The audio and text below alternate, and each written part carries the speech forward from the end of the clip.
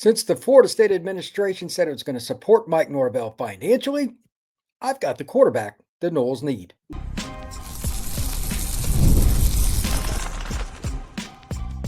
You are Locked On Seminoles, your daily podcast on the Florida State Seminoles.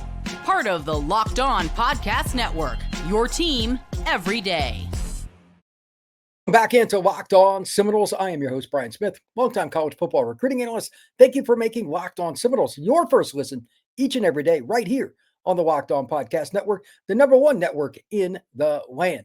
We're going to be talking about how much money Florida State really intends to spend, whether it's to keep the roster together, to bring in new and really improved players for next year's team, and of course, with recruiting.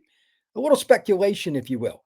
Because if the portal money is there, yeah, Florida State could make a big turnaround in 2026.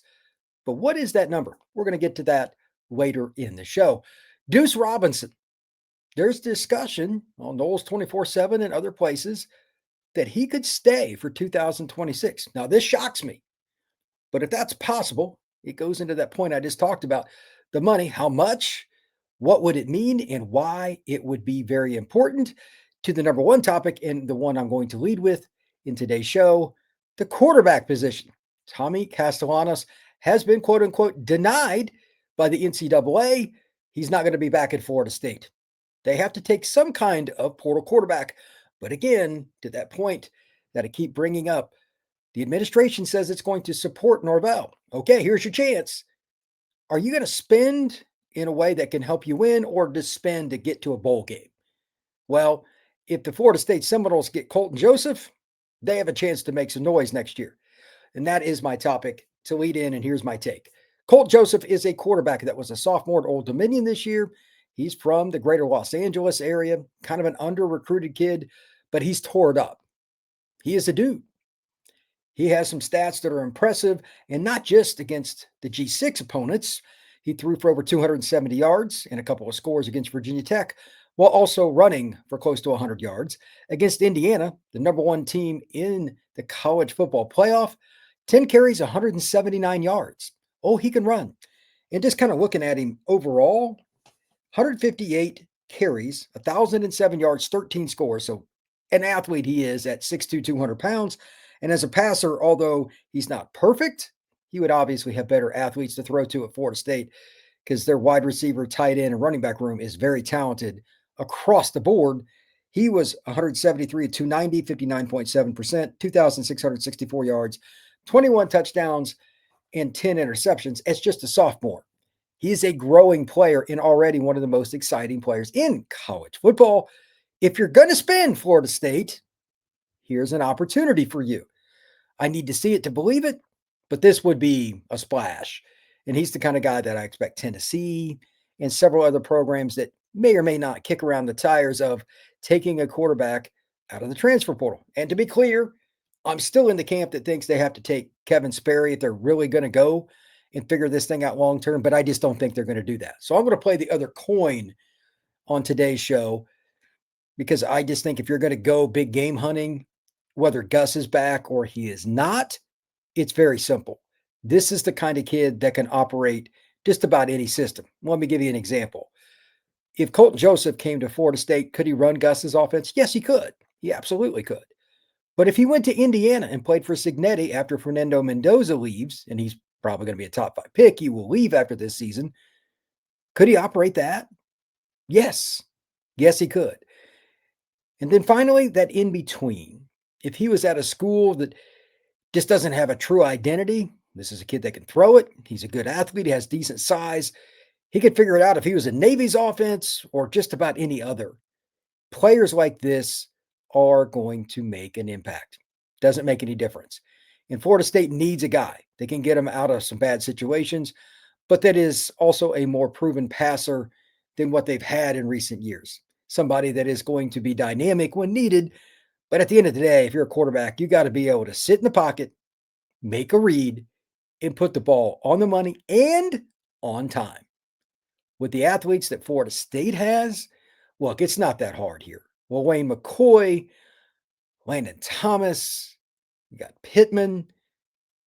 I mean, If Deuce comes back, we're going to talk about that in a few minutes. And oh, by the way, that Makai Danzy guy, he's pretty good. They have a lot of guys like that and younger players coming up. The tight end room is very talented.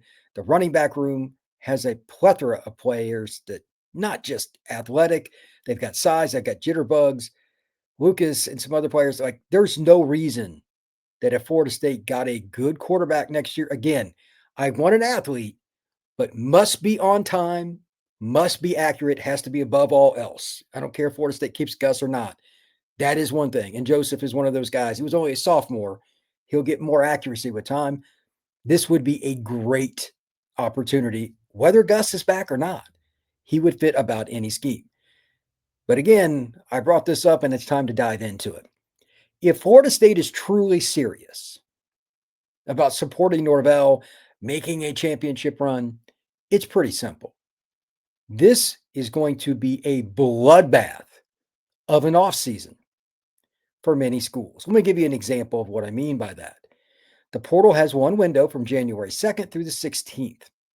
Florida State, like many others, will hit it fairly hard. Maybe, I wouldn't say quite as hard as last season. 18 guys, 16 guys, something like that for Florida State is my guess. Somewhere in that range. They just took about 30 players in the high school ranks. They probably don't need to go quite as deep. But that being the case, a quarterback is very expensive.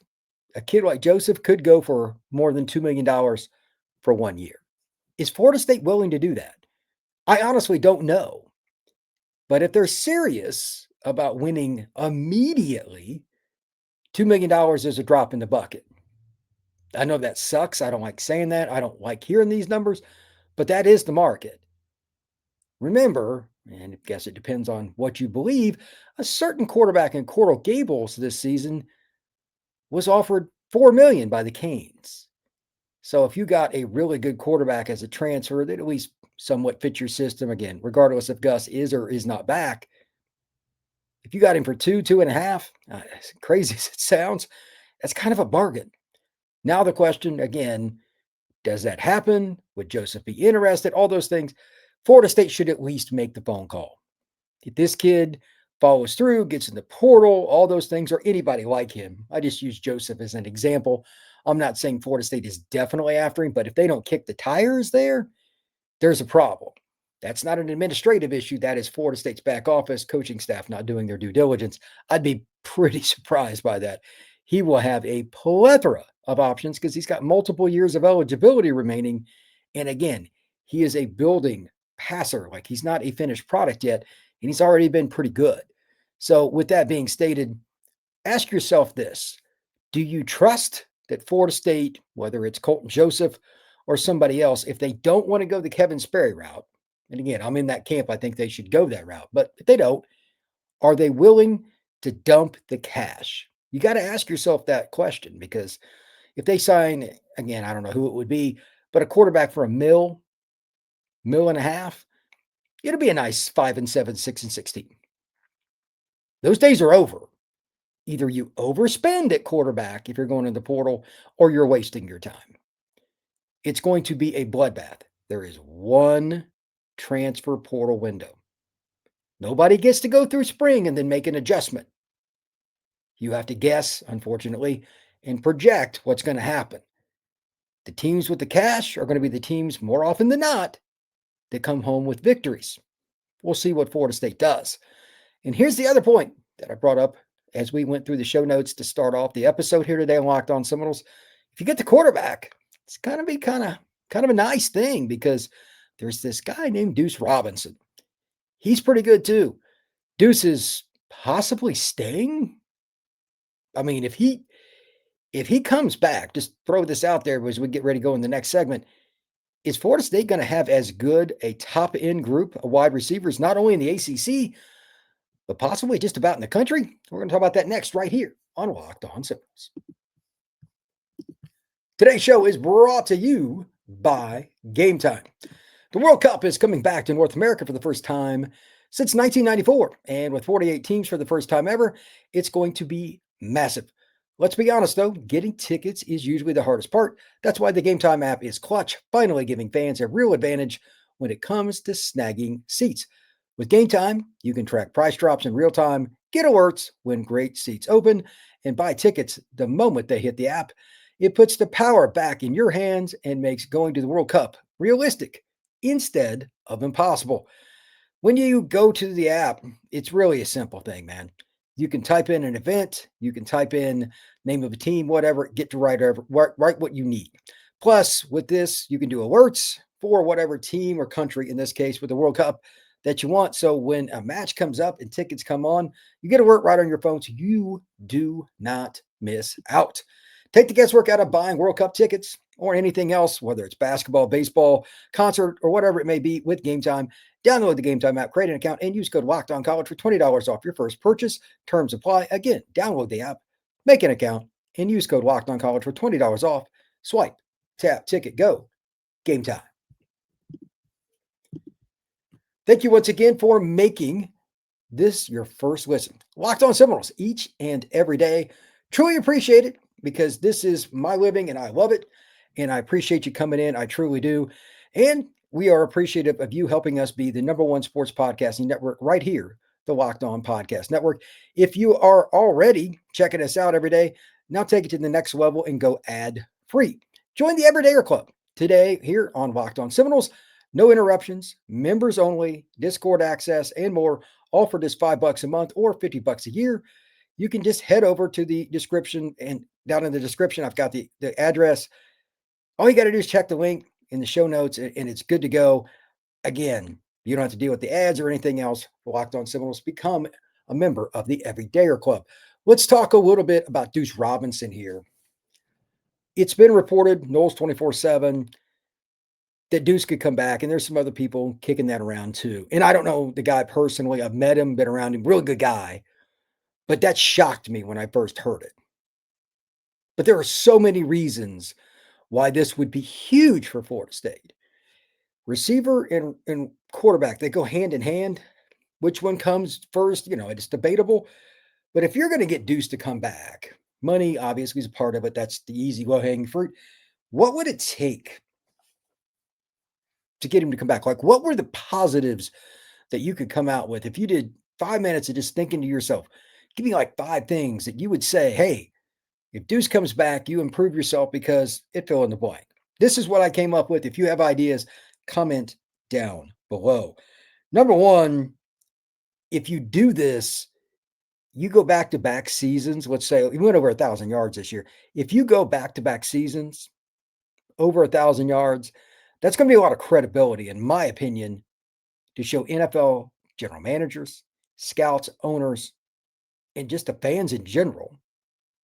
I'm not just a good player. I'm a consistent, no doubt about it, #1 wide receiver. 2 years in a row doing that should improve your draft stock.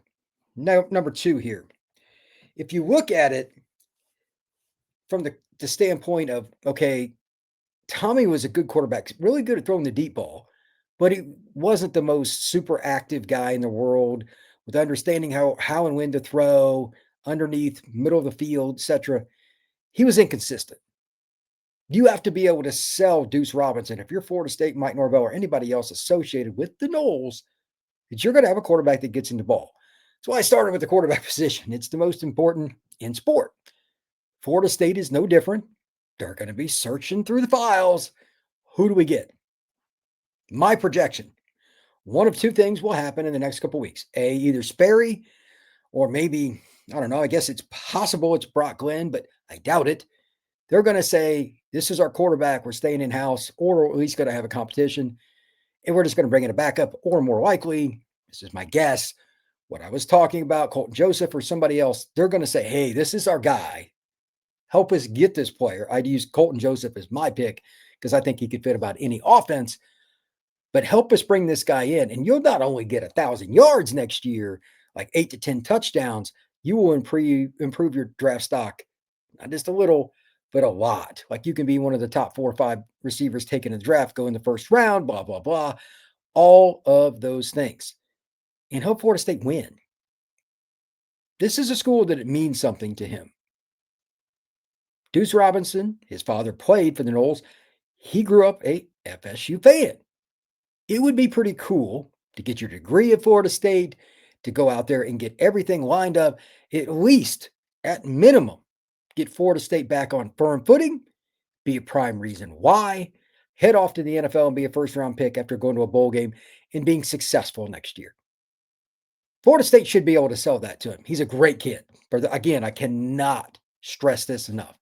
Or young man, I shouldn't say kid anymore. He's a big dude, by the way. He's 220 pounds, 6'6". But I think Deuce would do very well at Florida State in the environment of we're going to turn this around, we're going to improve. He'd be the poster child for me no matter where I was coaching, no matter what school. This is the kind of guy you want in your school to be around student, like the whole nine. You want him around the kids you bring into like clinics, coaching camps, anything. This is the guy you want to show. So if you're Florida State, you really want to bring him in for all those things too. And he'd just be fun to coach.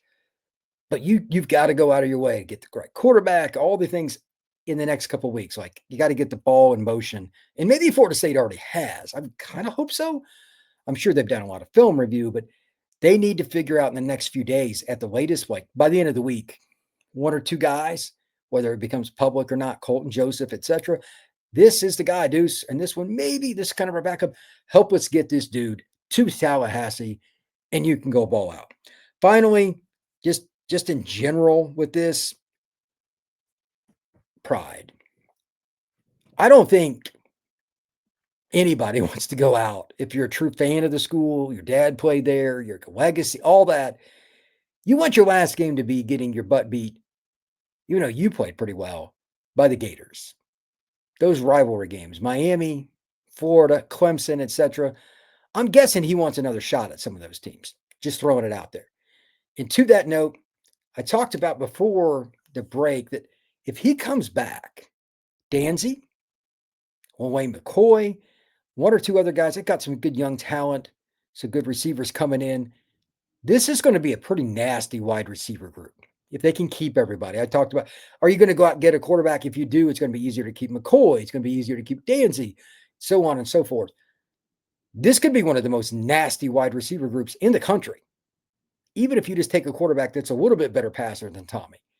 If you get a guy it doesn't have to be CJ Carr level or just like a top 10 pick, but if you get somebody that's just that next guy, like some of the quarterbacks that are just accurate you see in the Big 12 sometimes, or like the kid Chandler Morris that was just at Virginia, like he could spin it. If you get somebody like that, even they could put up monster numbers in the passing game next year. It would be a lot of fun for me to cover, and a lot of fans, I'm sure, would love to see Florida State be feared again, truly feared in the passing game. It has been a minute. Not just because the quarterback can run around and make plays, but sit in the pocket, make a read, put it on the money on time. They're going to have the receivers. Oh, they're going to have the tight ends and the running backs to do it too. But we also have to talk about the overall thoughts of the portal money. I've hinted at this throughout the show, and it's time to talk about it. Does Florida State really have that kind of situation? We're going to talk about that next, right here on Locked On Seminoles. Today's show is brought to you by Omaha Steaks. The holidays come with two big goals: feeding people well and finding gifts they'll actually love. And when you want both handled in one move, Omaha Steaks is the way to go. From hosting to gifting, they deliver the world's best steak experience right to your door.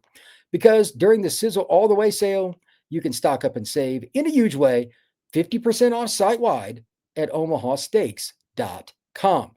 And it gets even better. Locked On College listeners get an extra $35 off with code COLLEGE at checkout. There are a lot of different ways you can take advantage of this, but this is just something I'm going to look at from my perspective. I'm not a guy that likes going out and shopping a lot. And a lot of my friends, they're not the easiest people to shop for. Family members, pretty much the same deal. But I really don't know anybody that I hang around or family members that don't like steak or don't like burgers. There's something for everybody. And they've got comfort meals, they've got sides, they've got desserts. All of those things can be sent right to their door. And it's pretty darn easy. Save big on gourmet gifts and more holiday favorites with Omaha Steaks. Visit omahasteaks.com for 50% off site-wide during their Sizzle All the Way sale. And for $35 extra off, use promo code COLLEGE at checkout. Terms apply. See site for details, omahasteaks.com. Use code COLLEGE. All right, let's talk about the money. This is more about just what you think, what I think. Nothing more than opinion and conjecture, open endedly. I've speculated for quite some time now, once the quote unquote concert of booze came out, when Florida State's administration posted from Mr. Alford, the poor guy that kind of had to put his name to that Florida State was bringing back Norvell. They made the statement that they were going to support him. They made the statement that they were going to compete for championships with the money. And as time has passed, I've had some differing thoughts in what it might be or what it might not be, depending on the day. I've been higher or lower on what I really thought that meant, because they're just not going to give numbers. And without it, no offense to them, I don't have any faith, because my definition of giving them the money isn't a blank check per se, but it isn't far from it. This roster is not in the stratosphere with being championship level. So, two questions just for starters. Number one, when they said compete for championships and you were going to support them, obviously NIL, facilities, they're doing good. Like, for anybody that doesn't think Doak looks really good, what is wrong with you? I don't know the company that did that. Doak looks great. All the photos and the render, everything with that, hey, give credit where it is due. They've done it. Norvell or anybody else should be happy. New football only facility, all of that stuff. I have no reason to believe that's not really good. However, that's just the tip of the iceberg. It still comes down to player personnel, and the roster's not where it needs to be. Here are the positions that I think Florida State needs definitive upgrades. Offensive line is 1 through 5. Like, the depth and all that is goofy because of how they've taken guys in the portal. And Florida State, quite frankly, you can take it for whatever it's worth. They have failed in high school recruiting on the offensive line in ways that is rarely seen for a program that's at Florida State's level. So that's just top of the board. They do finally have some good young pieces. They really do. Yeah, I don't know which guys will play where, but like Jonathan Daniels and some of these guys, they'll have some good starters. Mario Nash Jr., I think, could end up being a guy if his spring goes well, could end up being a start. They have some guys. But all of that being the case, they're still going to need a couple guys in the portal. So they need to spend there too, especially if you're going to get a quarterback. But where else do they really need? Linebacker. Holy cow. It's not as expensive a position, but they're still going to have to spend some money. Not like O-line, because even one or two O-linemen in the portal era, I mean, it's going to be awful what they're going to have to pay. Starters are going to be over $1 million a year. It is what it is. And that's just okay, guys. Really good offensive linemen in the portal. Oh, it's going to be borderline quarterback money, because there just aren't enough of them. Supply and demand. What other position would you really think? Those are the two that, to me, that stand out. But here's the caveat, and I'm not sure how I'm going to go on this, because Florida State just inked 10. It's still mind-boggling, and I'm not disappointed with it, but inked 10 guys along the defensive line. A couple of those players could play early, especially on the edge. Amari Williams, I think, will be very good at Florida State, really starting this next year to be his third season. And remember, he was an early enrollee, not for a semester, but for a year. So essentially, from a number standpoint, Amari just finished his freshman year in terms of where he should have been. But it was really a second or a sophomore year with the Noles. I expect him to take another step forward physically, just growing into his body, being used to being 235 to 250 range, like whatever he decides to play, and just being used to playing the edge down after down. I hope they really don't use him much at tight end unless it's a special situation. See quarterback, get quarterback, repeat. That's what they need him to do. But they need a couple other guys like him. They got a JUCO kid that's a really good player. They got a couple of other young guys in this class that I think can help. Let's see what Florida State can do. Because if they can get just one guy, just one, weak side end pass rusher, again, they could be a pretty good team next year in a lot of different ways, but that was a spot they were missing. It's the difference between winning and losing, because I don't care what team you're playing. Just about everybody has a quarterback that's at least at some point during a game going to get hot. Passing is just different than it used to be. Everybody has somebody that can throw it in some capacity. You have to hit the quarterback. It's not the NFL. I get it. It's not that accurate. But you're looking at the volatility of college football at a different level now with the rosters and all that. The one secure thing, teams that consistently can rush for and get pressure, get dubs. Florida State was not bad at that last year. They sucked. They could stop the run sometimes. Sometimes they're okay at pass rush, but they were inconsistent. Part of that was young guys. Part of that was scheme. Part of it was injuries. Part of it was guys weren't bought in. There was a lot of different things going on, but talent still helps. They didn't have the talent they needed as pure edge, weak side pass rushers, which is ironic because that's probably the spot they're most well known for outside of corner in the last 50 years. Pass rushers and corners. FSU has had a plethora of those guys. Now, can they just get one? Surely. It'll be expensive, but that's the other third spot. And then we could go through DBs up in the air. Guys may or may not come back. Jabril Rawls, etc. We'll talk about it. But again, a pass rusher, linebacker, and definitely O-line. They're going to spend some serious cash. So here's my question to all the FSU fans. And I still don't have an opinion on this completely. But what do you think?